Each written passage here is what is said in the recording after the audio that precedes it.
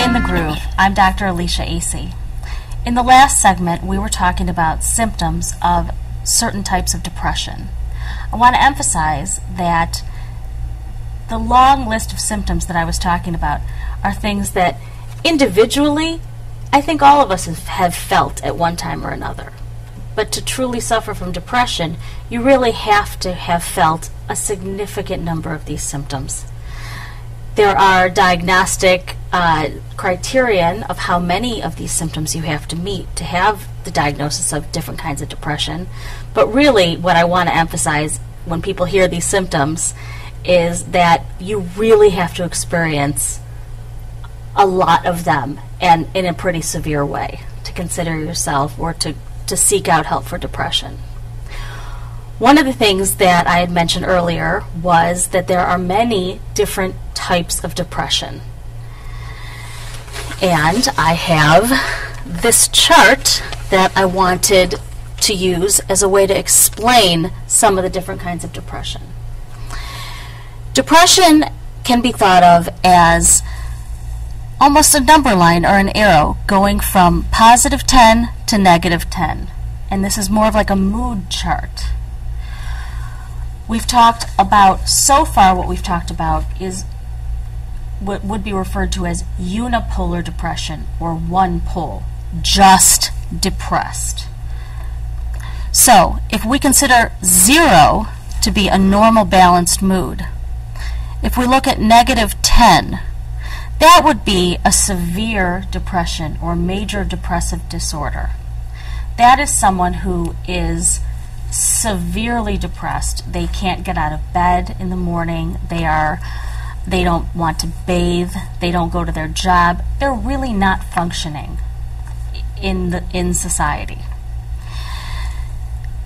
If you move closer to negative 5, you're talking about mild to moderate depression. This is often called dysthymia, which is sort of a chronic depression where someone feels a low mood for more days than not for a long time, at least a year. And most people say that they have felt that way for many years. But these are people who go to work and who parent and who do what they need to do. But there's a heaviness. There's like a cloud. I've heard it described as like a dark cloud around them. Sort of a low-grade depression. I'm sure that people who just have a normal balanced mood all the time, every day, and for their entire lives exist. But I haven't really met many of them. But, that would be ideal to be right here. If we start at the top here at a positive 10, a positive 10 would be considered severe mania or a manic episode. When we talk about bipolar depression, we're talking about the two different poles of depression. The major depressive episodes, or things in the negative numbers, and stuff up here. Bipolar 1 is the most severe form of bipolar disorder, and so it used to be called manic depression. And this is stuff where people, for days and days and days and days, don't sleep. They spend money recklessly. They might give some of their things away. They might make very poor, very rash decisions. Sort of a lack of reality. They are somewhat out of touch with reality. And these are some of the stories that we hear, in the media of people who really, Charlie Sheen most recently has been someone who a lot of the people who have certainly never treated Charlie Sheen and never met him, but you'll hear a lot of that on TV nowadays. People surmising that he probably has bipolar 1, but I don't know. I've never met him or never treated him. When we're talking about right around here, +5 at a +5, that's called hypomania or hypomanic episode. A hypomanic episode is almost like a mild manic episode. This is it's a less severe form where people are euphoric and energetic and productive, but extremely so.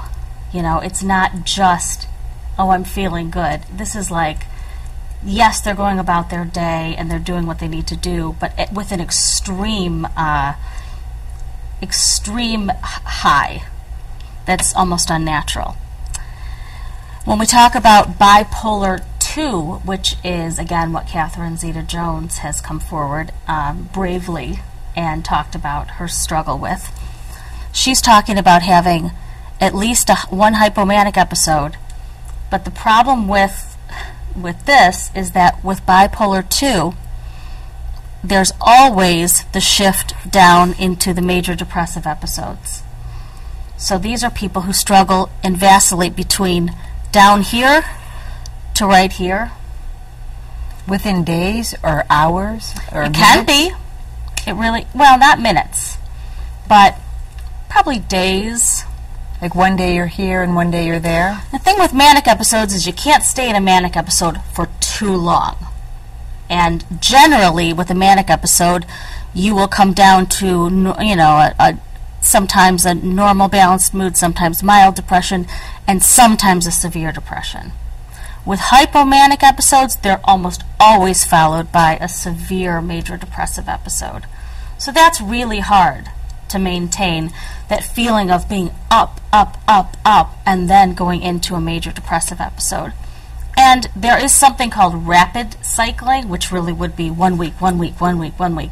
But that's for people with real severe forms of this disorder. Well, I have a question. How do you know what level you're at? Is there some kind of test that you take to determine what level of depression you are at? When we talk about, and I would also wanted to mention that there are some people who vacillate between sort of the, you know, in between the +4 and the -4, and that's sort of an atypical bipolar disorder, but it's also called cyclothymic disorder. So even though sometimes it's like, what's important to know is that everybody has good days and bad days. That's not cyclothymic disorder. This is really like feeling very down and feeling quite up and sort of not knowing where you're. Well, you would almost think that between -4 and +4 is almost a normal person. But really, it's, you know, normal would be more +1 and -1, actually, if we're, you know, when you really get. But in terms of your question about, you know, how do you know if you're depressed? Yeah, is there like a test and you get numbered and you go, oh, you're a +9 or you're... No, not, you know, this is more just conceptually how to understand the different kinds of depression because it's confusing. But if you hear these types of symptoms, if you go online, you know, and the internet is a good place to access this information, and you read a lot of these symptoms, and you say yes, to lots of them, the next thing to do is to go to your doctor.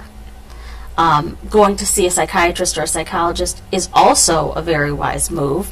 One thing that a lot of times they'll recommend, or that we will recommend, is to go see your primary care physician, because a lot of physical disorders will present like symptoms of depression.